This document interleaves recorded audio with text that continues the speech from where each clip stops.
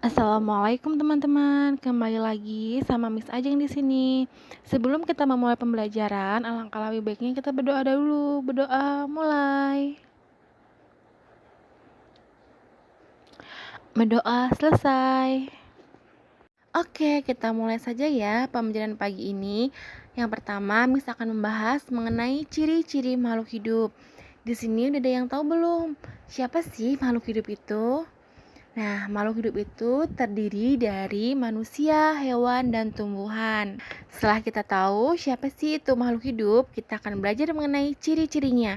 Ciri-ciri yang pertama yaitu dapat bernafas. Bernafas merupakan proses pengambilan oksigen dan mengeluarkan karbon dioksida. Ya, ciri-ciri yang kedua yaitu membutuhkan makan. Semua makhluk hidup membutuhkan makanan. Nah, apa sih fungsi makanan? Makanan berfungsi untuk menghasilkan energi, membantu pertumbuhan, dan mengganti sel tubuh yang rusak. Ciri-ciri yang ketiga yaitu bergerak. Manusia dan hewan dapat bergerak dan berpindah tempat dengan menggunakan alat bantu yang disebut dengan alat gerak. Ciri-ciri yang keempat yaitu adalah tumbuh. Semua makhluk hidup mengalami pertumbuhan dari mulai kecil menjadi besar, bayi menjadi remaja, lalu kemudian dewasa. Setelah itu, ciri-ciri yang kelima yaitu berkembang biak. Nah, tujuan berkembang biak yaitu untuk melestarikan jenisnya. Nah, itu tadi adalah beberapa ciri-ciri makhluk hidup. Kita bahas satu-satu ya. Yang pertama tadi dapat bernafas. Nah, dalam bernafas, makhluk hidup membutuhkan alat bantu yang disebut dengan alat pernafasan. Alat pernafasan pada makhluk hidup adalah paru-paru, ingsan, trakea, pundi-pundi udara. Itu adalah contoh beberapa alat pernafasan pada makhluk hidup. Selanjutnya kita bahas membutuhkan makan. Semua makhluk hidup itu membutuhkan makan untuk menambah energi di dalam tubuh. Nah, ada beberapa pengelompokan hewan berdasarkan makanannya. Yang pertama, herbivora, yang kedua, karnivora, yang ketiga adalah omnivora. Herbivora itu adalah hewan pemakan tumbuhan, contohnya sapi, kambing, panda. Lalu karnivora merupakan hewan pemakan daging, contohnya singa, kucing, buaya. Lalu omnivora merupakan contoh hewan pemakan segalanya, contohnya monyet, tikus. Berikutnya yaitu bergerak. Dalam bergerak, makhluk hidup membutuhkan alat bantu yang disebut dengan alat gerak. Beberapa alat gerak seperti kaki, sayap, otot, dan sirip. Berikutnya adalah berkembang biak.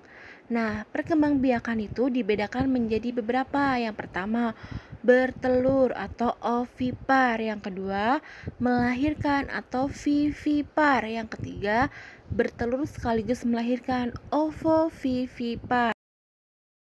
Oke, selanjutnya Miss akan membahas mengenai pengertian dan makna lambang negara. Lambang negara Indonesia adalah burung Garuda dengan semboyan Bhinneka Tunggal Ika. Lambang negara Indonesia berbentuk burung Garuda yang kepalanya menoleh ke sebelah kanan. Perisai menyerupai jantung yang digantung dengan rantai pada leher Garuda. Dan semboyan Bhinneka Tunggal Ika yang berarti berbeda-beda tapi tetap satu. Ditulis di atas pita yang dicengkram oleh Garuda. Makna dari Garuda. Garuda digunakan sebagai lambang negara untuk menggambarkan bahwa Indonesia adalah bangsa yang besar dan negara yang kuat. Memiliki warna keemasan pada burung Garuda yaitu melambangkan keagungan dan kejayaan. Memiliki paruh, sayap, ekor, dan cakar yang melambangkan kekuatan dan tenaga pembangunan. Di lambang negara terdapat perisai yang memiliki makna 5 sila dari Pancasila. Di sini misalkan membahas mengenai 5 sila dari Pancasila. Sila pertama dilambangkan dengan lambang bintang yang bunyinya ketuhanan yang Maha Esa. Diartikan sebagai cahaya kerohanian bagi setiap manusia. Sila kedua dilambangkan rantai emas yang berbunyi kemanusiaan yang adil dan beradab. Hal ini menandakan hubungan antar manusia satu sama lain yang saling membantu. Sila ketiga dilambangkan dengan pohon beringin yang berbunyi Persatuan Indonesia. Pohon beringin memiliki akar tunggal yang panjang yang menunjang pohon besar untuk tumbuh. Hal ini menggambarkan kesatuan dan persatuan Indonesia. Sila keempat dilambangkan dengan kepala banteng yang berbunyi kerakyatan yang dipimpin oleh hikmat kebijaksanaan dalam permusyawaratan perwakilan. Banteng merupakan hewan sosial yang suka berkumpul, seperti halnya musyawarah di mana orang-orang berdiskusi dan berkumpul. Sila kelima dilambangkan dengan padi dan kapas yang berbunyi keadilan sosial bagi seluruh rakyat Indonesia. Padi dan kapas melambangkan pangan dan sandang yang merupakan kebutuhan pokok semua rakyat Indonesia. Selanjutnya, kita akan membahas mengenai pengamalan Pancasila, yaitu sila pertama. Sila pertama merupakan bentuk rasa syukur kita kepada Tuhan Yang Maha Esa. Nah, adapun bentuk rasa syukur kita kepada Tuhan Yang Maha Esa dengan cara melakukan ibadah, berdoa sebelum makan, berdoa ketika sebelum belajar, menjaga kesehatan jasmani dan rohani, mengembangkan bakat dan minat untuk masa depan, membantu sesama dan tidak menyakiti orang lain. Bersyukur juga memiliki manfaat, di antara lain dapat meningkatkan kesejahteraan, mendapatkan kepuasan hidup, dapat menumbuhkan sikap dermawan, nikmat menjadi bertambah, menjadi lebih optimis, dan hati pun menjadi tentram. Selanjutnya, kita beralih ke matematika ya teman-teman. Kita akan belajar mengenal nama bilangan dan lambang bilangan. Nama bilangan adalah sebutan untuk suatu angka, sedangkan lambang bilangan adalah suatu bilangan untuk mewakili banyaknya benda. Contoh nama bilangan, misalnya 1761. Kita tulis dengan huruf 1761.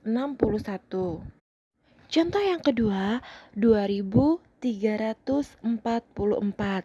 Kita tulis dengan huruf 2344. Contoh yang ketiga, 5238. Kita tulis dengan huruf 5238. Nah, sekarang sudah paham kan yang dimaksud dengan nama bilangan? Sekarang kita beralih ke lambang bilangan. Contoh yang pertama, 3783. Kita tulis dengan angka 3783. Contoh yang kedua, 4285. Kita tulis 4285. Next, kita akan belajar mengenai nilai tempat. Nilai tempat dari yang paling kecil yaitu satuan, puluhan, ratusan, ribuan, puluh ribuan, dan lain-lain. Di sini kita akan membahas mengenai nilai tempat dari satuan sampai ribuan. Contoh, 1256. Angka 1 menempati nilai ribuan, bernilai 1000. Angka 2 menempati nilai ratusan, bernilai 200. Angka 5 menempati nilai puluhan, bernilai 50. Angka 6 menempati nilai satuan, nilainya 6. Jika dijumlah, hasilnya akan menjadi 1256. Contoh yang kedua, 2947. Angka 2 menempati nilai ribuan, bernilai 2000. Angka 9 menempati nilai ratusan, bernilai 900. Angka 4 menempati nilai puluhan, bernilai 40. Angka 7 menempati nilai satuan, bernilai 7. Jika dijumlah, hasilnya menjadi 2.947. Oke, sampai di sini dulu ya materi kita hari ini. Alhamdulillah, kita sudah belajar hari ini. Semoga apa yang telah kita pelajari hari ini dapat bermanfaat ya buat teman-teman. Terus semangat belajar di rumahnya. Sampai ketemu minggu depan. Wassalamualaikum warahmatullahi wabarakatuh.